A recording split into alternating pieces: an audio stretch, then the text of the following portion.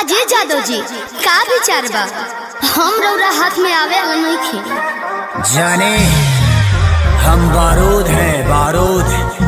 हमें छूने की कोशिश करोगे तो जल जाओगे।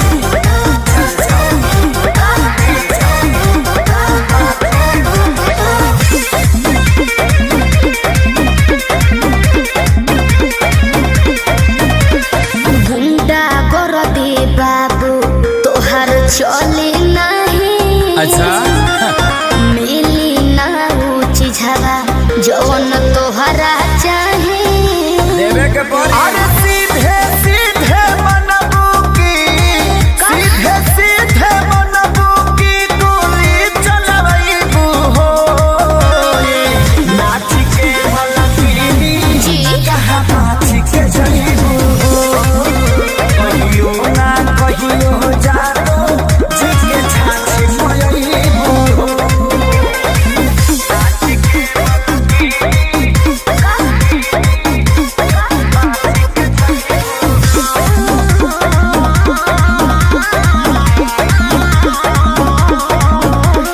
पको पको करो ना पिया कर। अच्छा। सब झहर जाई तो हर कर। अरे चला। देखो थोड़े देर में ठीक हो जाइबो। पको पको करो ना पिया कर।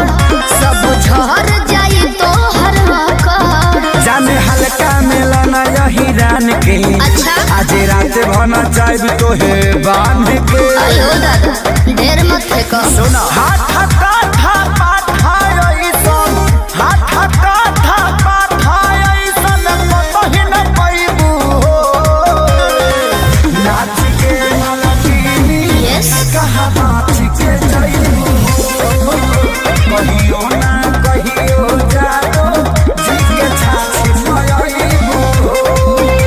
देख लेम तारा।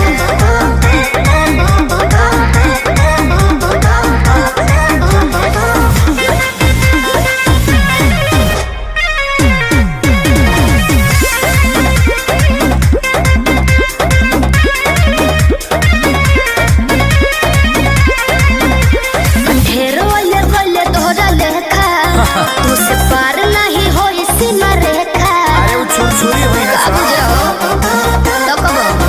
अरे ढेरो वाले वाले तोहरा लेखा तुझसे पार नहीं हो इसी न रेखा। तले के 2 रुपया के सामान हो